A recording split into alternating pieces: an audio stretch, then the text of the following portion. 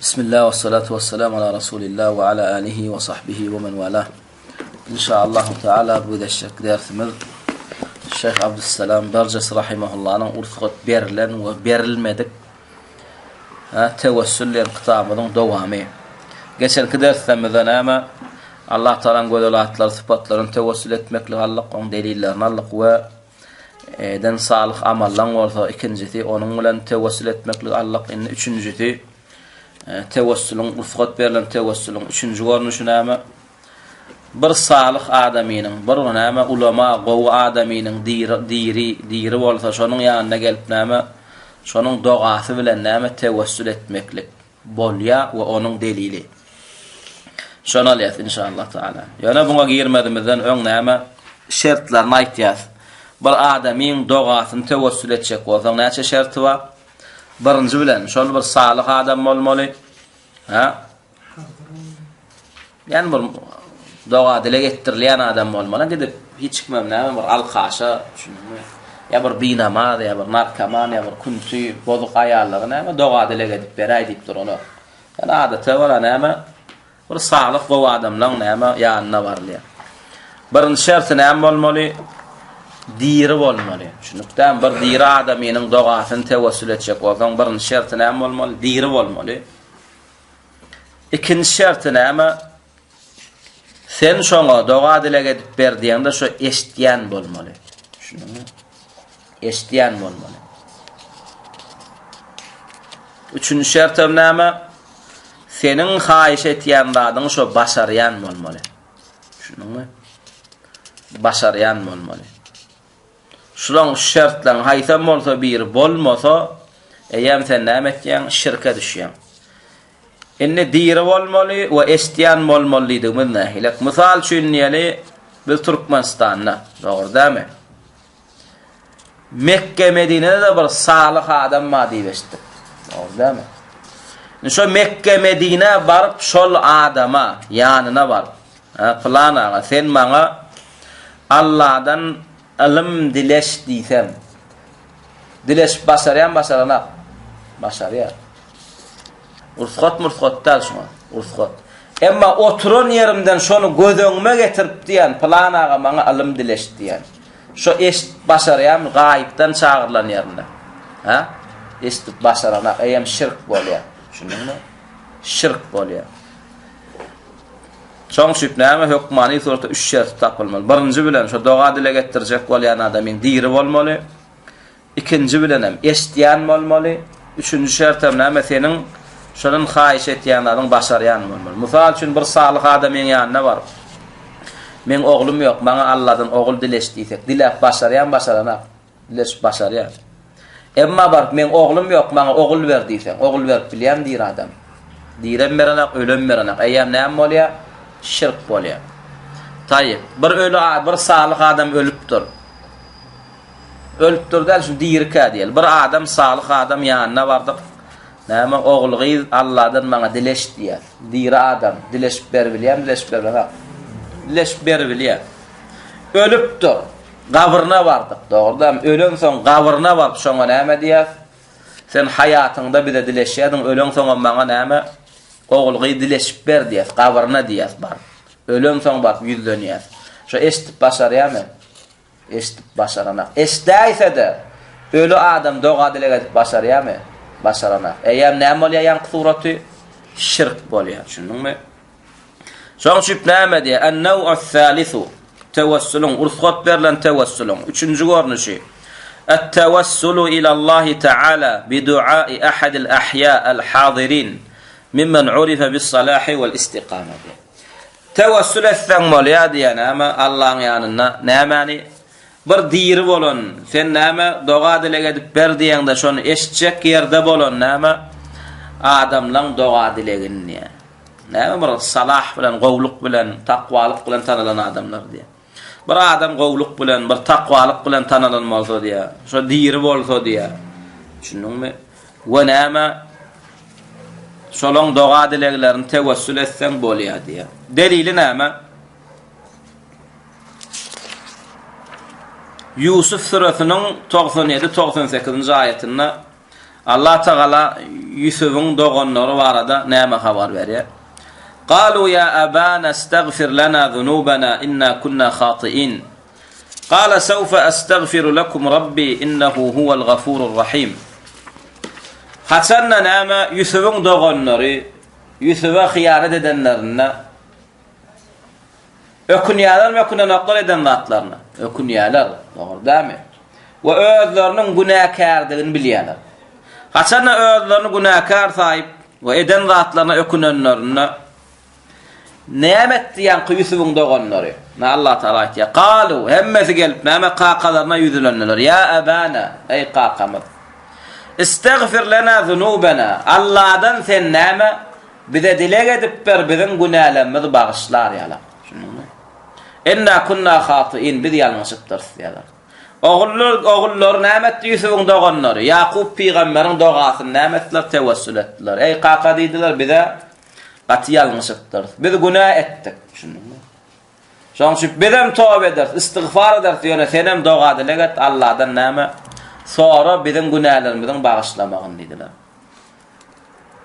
Yaqub aleyhisselam näme diýdi? Qala sawfa astaghfiru lakum rabbi. İnşaallah näme geljekde men Rabbimden size näme mağfiret sorarım diýdi. Dilek ederim diýdi. Çünki innehu huwal gafur er-rahim. Çünki ol Allah Taala el-gafur, mağfiret edici, günahlar bağışlayıcı we tawba eden gullaryna näme er-rahim, rahim şefaatli diýdi. Enne şu taýda näme ayetde näme diýip düşünýär?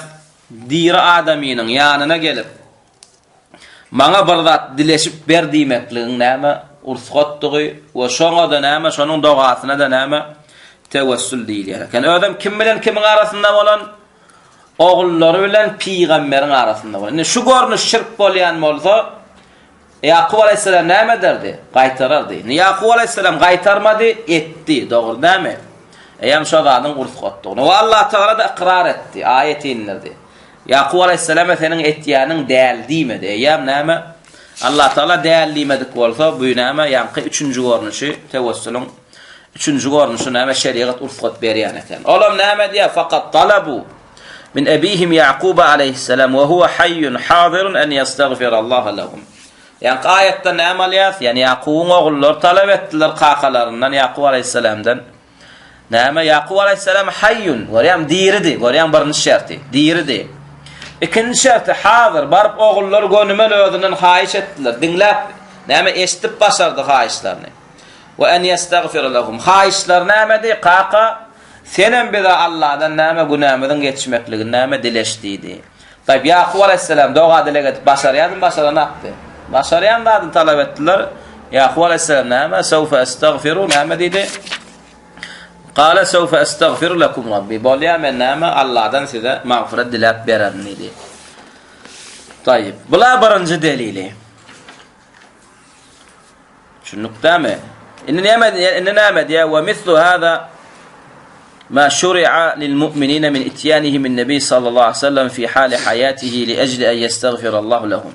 Ve edil şoňa alaq näme Allah Taala näme müminlere de ursgat beripdi. Peýgamberiň ýanyna gelmeklige peýgamber dirike näme olara mağfiret diler ýalar. Hasada bir adam peýgamberimiň hayatynda bir sahaba peýgamberimiň hayatynda ýalňyşda günah etse näme peýgamberiň ýanyna gelerdiler. Ya Rasulullah, şunuňmy men ýalňyşdym, men günah etdim. Senem Allah'dan maňa günahymyň geçmekligini näme dileş diýenler. Peýgamberim nämeden doga dilek eden. Peýgamberiň doga dilegini hayatynda nämedenler tewessül edenler. Bular näme ursgat berilen. Şerti näme? Fi hali hayatihi. Peýgamberiň dirika. Ve peýgamber ölenden soň näme peýgamberiň gabyryna gelbem ondan hajatyny soramak bolanok. Peýgamber bolsun ya başga öwliýa salihinler bolsun ölenden soň gabyrlaryna gelip hajatlaryny soramaklyk.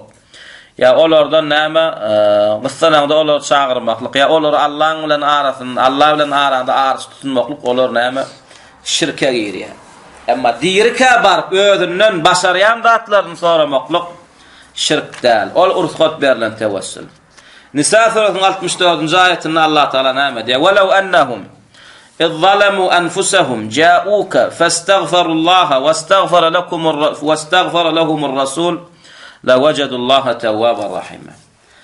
Walau annahum eğer olur diye yani mümin musulmanlar izzalamu hasana zulüm etseler, yalnızsalar, günah etseler, izzalamu anfusahum özlerine zulüm etseler, ca'uka ve sen yana gelibem fastagfirullaha Allah'dan günahlarının geçmekliğini dile etseler ve estagfara lahumur rasul ve peygamberim nama olara nama Allah ve peygamberim nama Allah'dan onların günahlarını bağışlamaklığını sorasa diye dile etse diye la vajadullaha tawwabar rahima. Allah Teala'ni tövbe kabul etyen ve tövbe edenlere rahim şefaat etyen nama halle tapardılar diye. Çünkü Allah Teala tövbe eten tövbesini kabul etye ve günahdan tövbe edene de Allah Teala nama rahmet ya. Ne şu ayette nama diye eğer nama bir adam özüne zulüm etse, günah etse, nama etmeliken festağfirullah.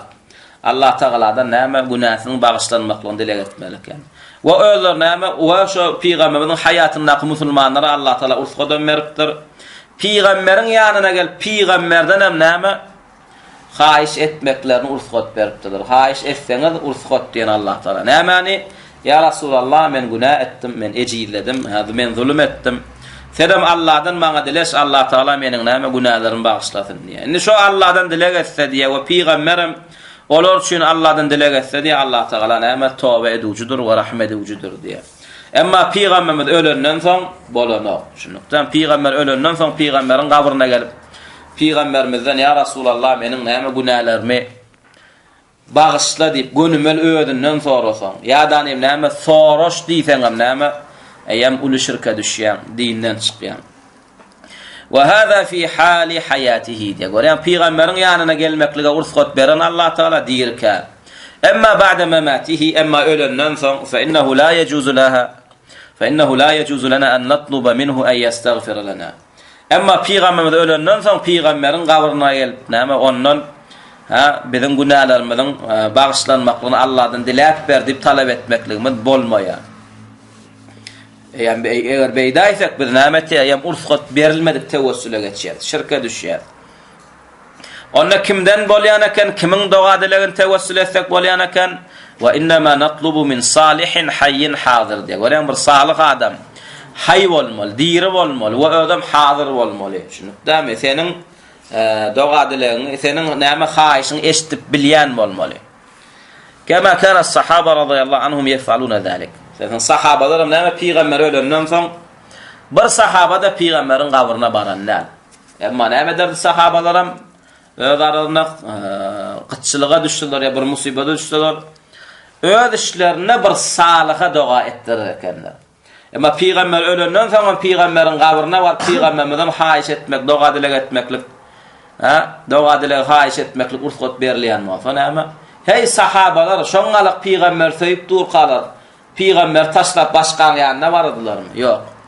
Eýär näme peygamber şoňalyk söýýäkälerim peygamber ölenden soň peygamberin kabryna barman öz aralaryna bir salyha dua etdirenliklerini hemen mani berýär. Ölü adamdan näme zat dilemek, ölü adama hatta näme zat dileş diýmekligen bolu. Ölü adamdan hiç zat talep etmek bolany. Hatta ölü adamdan bir çöp çagaş ber diýmegen bolany. Şunuňmy? Hatta bir ölüden bir spiçkan dänesini dilesen bolany. Dinden çykýan sen. Müşrik bolýan. Sebäpli ölü bir spiçkan dänesini sana berip başarana. Şunuňmy? Ol ölü, oturdy, ol adamlar hayat dünýäsinde ýok.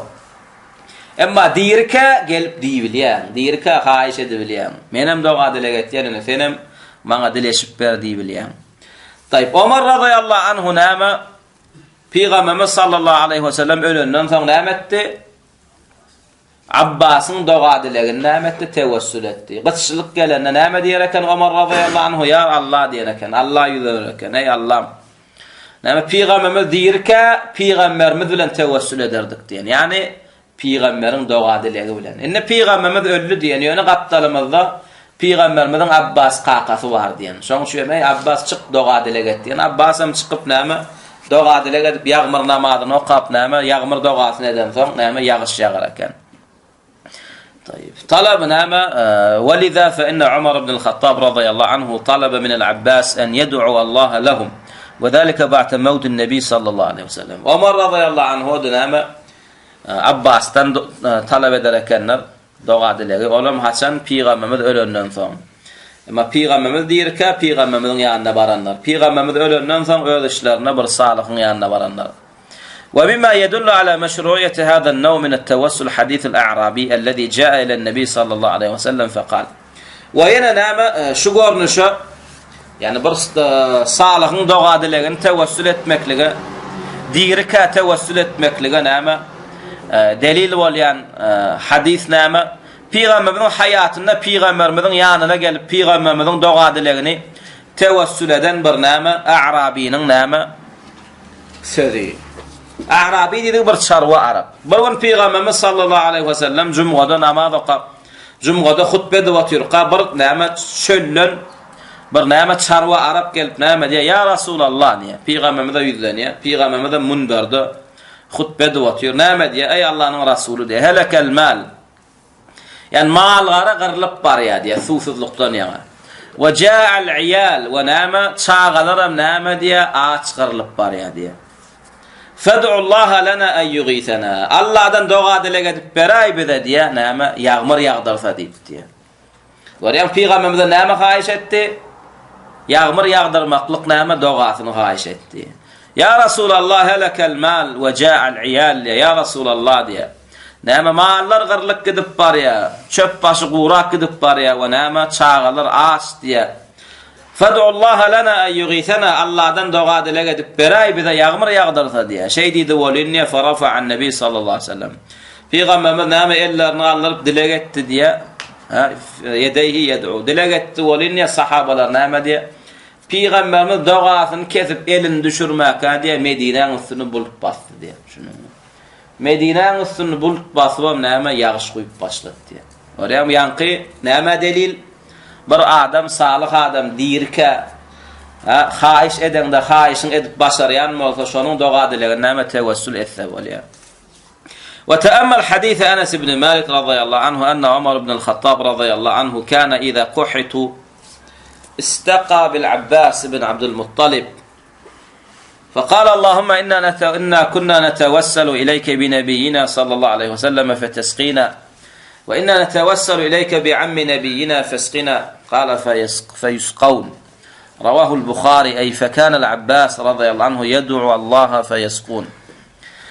وأنس بن مالك نام روايته يعني حديثنا بحديثا بخاري دقل يعني نام دي أنس بن مالك إذا قحتوا نام قتسلق عشان قتسلق قالثا قرق شلق قالثا قحتوا قرق شلق قتسلق تبتم قرق شلق إذا قحتوا حسن قرق شلق قالثا دي Ömer radıyallahu anhu näme Abbas'a ýağmur namazyny okadardy diye. Näme diýerken ödem Abbas'tan haýyş etmedinden Ömer Allahümme ey Allah'ım inna kunna netevesselu ileyke bi nebiyina. Yani Peygamberimiz diýer ki Peygamberimizin dogady Peygamberimiz bilen tevessül ederdik diye. Yani Peygamberimiz bilen tevessül ederdik diýdi. Peygamberimizin dogadylary bilen Peygamberimiz dogadylary ederdi. Fetesqina seren bize ýağmur ýagdyrardyň diýen. Elne Peygamber öllü. Inne kim bilen tevessül etýär? Ve inna netevesselu ileyke bi ammi nebiyina. Inne biziň aramyzda Peygamberimiziň dädesi bar diýär. Abbas qaqasy bar diýär. Şoňyň dogasy bilen, şoň bilen tevessül etýär. Fesqina. Bize dogadylar etdi. Qala feyesqun. İbn Abbas hem çykyp näme dogad. Abbas radıyallahu anhu da çykyp doga ederken näme ونم يعمر يا غركان بنين أما بخاري رحمه الله روايته يرحمك الله أي فكان العباس رضي الله عنه يدعو الله فيسكن يعني عباس لن نايل توسل ذكرنا يعني عباس دعاء ذكرنا عباس نعم توسل لن دعاء لن توسل ذكرنا إن بو حديثم دليل نعم دليل فهذا الحديث فيه دلالة على مشروعية الطلب من الحي الحاضر الصالح أن يدعو الله تعالى laka diye. Bu hadisde mena näme ýanky aýdan 3-nji görnüşümde delil hasan bir salih adam diýre bolsa, senin hajatyň gönümel öýde eşitip bilýän bolsa, we hajat edilen haýyş etýän adam ol başarýan bolsa, onuň dogadylaryna näme tevessül etmeklige din ursat berýän eken. ومن ذلك ما ثبت عن سليم بن عامر الخبائري أن السماء قحطت فخرج معاوية ابن أبي سفيان رضي الله عنه وأهل دمشق يستسقون، فلما قعد معاوية على المنبر قال: أين يزيد ابن الأسود الجرشي؟ فناداه الناس فأقبل يتخطى الناس فأمره معاوية فصعد المنبر فقعد أي معاوية عند رجليه، فقال معاوية: اللهم إنا نستشفع إليك اليوم بخيرنا وأفضلنا، اللهم نستشفع إليك اليوم بيزيد ابن الأسود الجرشي، يا يزيد ارفع يديك إلى الله، فرفع يديه ورفع الناس أيديهم. وينا ينقي نعم بردير صالح آدمي نعم قنمل ödünden خايش edemizde eşitip başarıp bilýän bolsa onun dogadylaryny tewessül etmekligine näme ýene delil bolýar. Sahih Muslim'de sahih näme Selim ibn Amir el-Khabairi'den rivayet edilýän kıssada näme diye Muawiye radıyallahu anh'ın döwründe näme gorokçuluk geldi diye. Ve näme Damaşkyn ählem Damaşkyn ilatam näme ýagmyr dogasyny ederdiler diye. Ondan bir gün felemma bir gün qa'ada oturdu diye Muawiye munberde. Munbere geçip näme diýdi diye. Yezid ibn el-Aswad el-Jurashi nirde diýdi diye. Ondan ýanqyn talap etdi oli ne fenadahun nas. Adamlar çağırýar ýanqy Yezidi. Yezid ibn el-Aswad el-Jurashi'ni Muawiye'den çağırýar diýerler. Bulam geldi diye fa aqbala geldi diye yetahhatta nas adamlar arasyn ketip gelýär Muawiye'ň ýanyna. Muawiye de näme yanqa fa amarahu Muawiye fa sa'ida al-manbara fa qa'ada ay Muawiye. Yanqa ana Muawiye Yezid'e näme diye munberin üstüne galýar. Munberin üstüne galýar. Öde Muawiye de näme ayağı ucunda oturýar, ayagynyň ýanynda oturýar. Munber mesela 3 bassancak bolsa en ýokarky bassancana ýanqy Yezid ibn el-Aswad gallardy diye ödem aşağı birinji bassancana oturdu diye. Ondan ýanqy Muawiye oturup näme diye ey Allah'ım diye. Bir senin ýanynda näme bir araç tutýasy diye. Inna illa Allahumma inna nesteşfi. Bir näme yanqinna ey Allahumma inna nesteşfi ileyke el-yawm. Şun ya ey Allah'ım bi hayrina in hayrlymyzy we in afdalymyzy näme şefaatçi tutýasy diye. Şefaatyň dil taýdan manysy näme? Şefaat näme sözden gelip çykan? Şefaat sözünden gelip çykan. Şefaat diýmek näme? Jud. Şunuňmy? Jud zada şefa' diýilýär Arapça. Täk zada näme diýilýär? Ha? Näme diýilýär täk? Wutr diýilýär. Nesteşfi' diýdi näme ey Allah'ım diňe men doga edemek diye. Men gattalymdan ne dogamyň gatlaryny Yezid'in kinem goşýan ne. Diňe Muawiye doga eden bolsa, diňe Muawiyeň bir özüniň doga etmekli täkmi jud? Täk. Gattalyn Yezid'in kinem goşdy, näçe bolýar? Jud bolýarmy, täk bolýar? Jud bolýar. Şol nesteşfi'u diýse dil taýdan manysyny alýar. Şefaat ol biziň şefaat näme diýişimizde. Dini şefaatler dil taýdan goýan. Ey Allah'ım diýär. Şu gün näme en haýyrlymyň, en afdalymyň doga dilegin näme doga dilegimize goşup dileg etýär. Şunuňmy? Ýa näme bolýar? Jud bolýar. Allahumma nesteşfi'u ileyke el-yawm. Ey Allah'ım diye. Şu gün näme Yezid ibn el-Aswad el-Jurashada näme doga etdirýär. İlka öýde dilegetdi soňam näme ya Yezid, ey Yezid diýdi. Irfa yedeyke ila Allah. Ellerini gallar diýdi. Farafa yedey ellerini gallar we rafa'an nas eydihim. O beýle kadynlarym ellerini gallar. Yani doga etdi diýdi şunuňmy. İlka Muawiye radıyallahu anh öýde doga etdi soňam näme Yezid'e doga etdirýär. Yani tevessül etti. Yani näme şu Yezid'in dogadylaryny tevessül etýär. Ödümde etýär we Yezid'in dogadylaryny näme Yezid ibn el-Aswad'ın dogadylaryny tevessül etýär. Şeýde rekenler boli näme ýagyş ýagar eken. Bular näme delil bir adam näme bir salyk adam diri bolsa we ödüm näme gönümel öde seniň hajatyň eşitip başarýan bolsa we haýyş etýänleriňi edip başarýan bolsa onuň dogadylaryny tevessül etmeklik näme bolýar. وفي هذا ما يدل على مشروعية هذا النوع من التوسل حيث طلب معاوية رضي الله عنه من يزيد بن الأسود وهو حاضر أن يدعو الله لهم diye. Yani yankıbolan waqada da näme delil var diye yankı tevessülün 3-nji gorunuşyny utqut berilenligine olam näme de delil yani Muawiye Yezid ibn al-Aswad näme ýanyna çağıryp o dirika görýär ýanyna ondan dogadile etdimek, dogadile etmekligini buyurmaklığı. Velida şoň üçin näme fe innel fuqaha yanussuna fi salatil istisqa'i ala istihbab at-tawassul bi salihin hayyin hadirin li yakuna aqraba ila al-ijaba. Şoň üçin yani Omar ibn al-Hattab kim näme Abbas'ın dogasyny tawassul etdi, gıtçylyk gelene, guraqçylyk gelene. Muawiye de Yezid ibn al-Aswad'ın dogasy bilen tawassul etdi. Şoň üçin näme ulamalar yağmur namazı okulunna diye salyh adama doga ettirmeklik näme sünnet diýdiler diye. Çünki näme salyhyň doga dilegi näme kabul bolmaklygy has ýaqinlidiler. Taýyp. Näme tawassulun urfat berilen tawassulun 3 görnüşi bar idi-ga.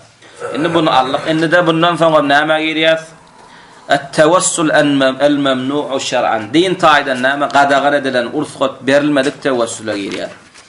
Ýani näme ýanky bäbi temasyny näme bilen gutarypdyr? Maide surasynyň 30-njy aýaty bilen gutarypdyr. Ya eyyuhellezina amanu taqullaha wabtagu ilayhi alwasila diýär.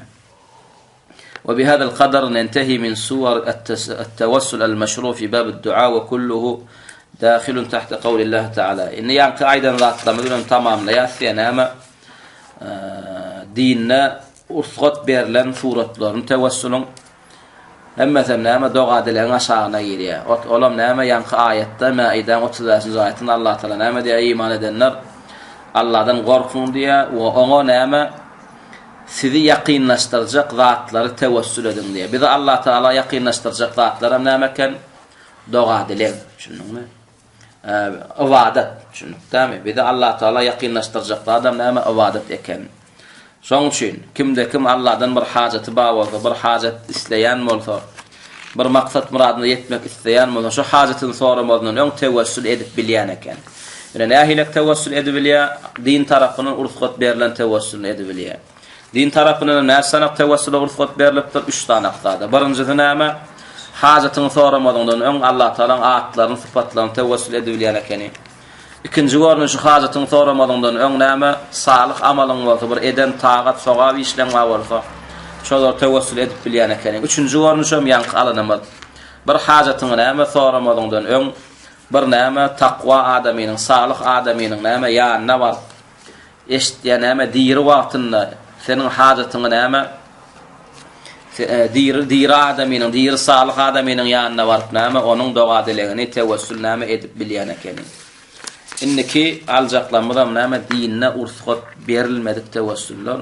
Onam geljek sapaklarda inşallah taala. Allahu taala a'la ve a'lam. Assalamu alaykum ve rahmetullahi ve berekatuh.